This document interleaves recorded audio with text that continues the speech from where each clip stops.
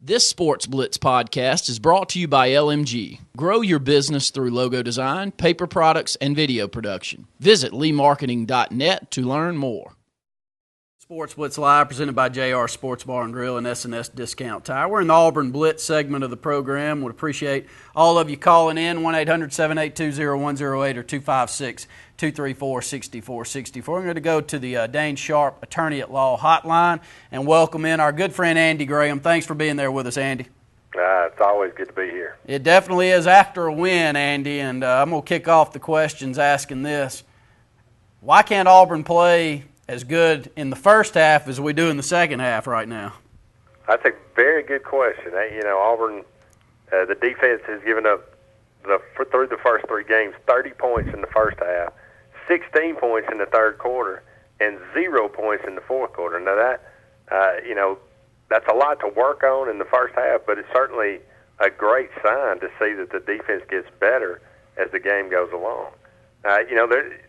It can be a number of reasons, and it probably is multiple reasons. First, I think it's a matter of conditioning. I think Ryan Russell has come in and done a fantastic job with the new conditioning program. He's got the guys in shape. I've been to all three games, and I can't remember a time during any of the games when I've seen the Auburn players looking gassed. So that's one big factor, that they get stronger as the game goes along. Another reason is that they're using a lot of young depth.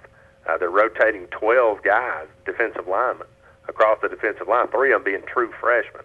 5 linebackers, 7 or 8 defensive backs. So they're trying to keep guys fresh. And then thirdly, the coaches are just making good adjustments at halftime.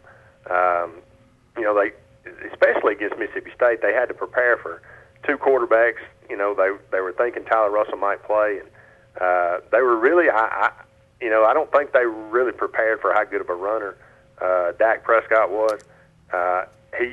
Auburn really did not have an answer for that for the first half and the first drive of the second half. But once they, got accustomed to that, understood the formations and things like that, it really, they really contained Mississippi State for most of the second half. And Andy, are there any particular players that are standing out to you, especially some newcomers, that you're liking the way that they progress this year? Well, of course, Montravius Adams is one that jumps off the page. I really love his motor. This is a guy that I know some of the other players, Gabe Wright, I think, said he's country strong. This is a kid who has not gone through conditioning, and he's pushing grown men around. So I think Ryan White has really stepped up and played well. He's a veteran guy, but he has really not really ever played that much. I like obviously the play of Robinson Therese, another veteran but a guy that was overlooked for whatever reason. Willie Martinez did not like him, didn't think much of him, whatever. But every time he makes a big play, it's just like a slap in the face to that defensive coaching staff from last year, and I'm glad to see it. Andy, Mississippi State, by no means, I think, one of the top-tier teams in the SEC, probably a little bit like we are. Is that some concern as we move down the schedule? It's always a concern when a team shuts down your running game, especially, a team that, like you say, is not one of the better teams we're going to see this year. But to be honest, at Auburn at this point, I think isn't really concerned about, the method of the victory. Right now, let's be honest, where Auburn is. We went 0-8 in the SEC last year. So the victory is the most important thing overall, and it supersedes everything. Now, and to be honest, I don't put a whole lot of stock into whether it's a close game or not. I mean, look at 2010. That Auburn team only beat State 17-14. That Auburn team needed a 19-play, 86-yard drive to kick a last-second field goal to beat Kentucky. So, close game or not, a win like that especially, I think, it being close probably helps Auburn. A game-winning drive like that, it can do so much for confidence. I thought back to that 2004 game when Jason Campbell led Auburn down the field to beat LSU 10-9, and he was never the same. That whole team, it just gave them so much confidence. They never looked the same after that moment. And I'm not saying that Auburn's going to go undefeated, but I don't think you should ever underestimate the power of confidence in college football. Andy, your thoughts about LSU this weekend? Well, just like Malzahn said today in his press conference, this is a typical LSU team.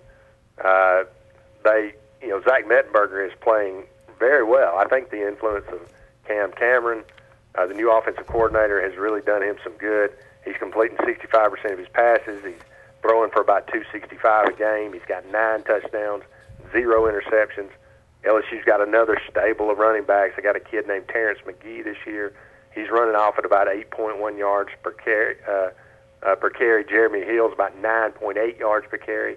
Then you throw in Alfred Blue and Kenny Hilliard. So Jarvis Landry and Odell Beckham are as good as any receivers in the country. So, they're a typical LSU team, and it's going to be a tremendous challenge for Auburn to go into the Bayou, on a Saturday night and just try to survive.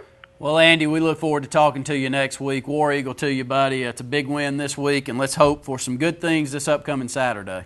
Absolutely. War Eagle to you. And thanks to Andy Graham right there with the Auburn Blitz segment. That one brought to you by Dane Sharp, attorney at law in downtown Dave. I want to thank him for being a part of our program for a long time. I'm going to go ahead and take another break here on Sports Blitz Live. Welcome Luke Robinson back up here. Get his thoughts on Auburn. More Sports Blitz Live presented by JR Sports Bar and Grill. And S&S Discount Time right after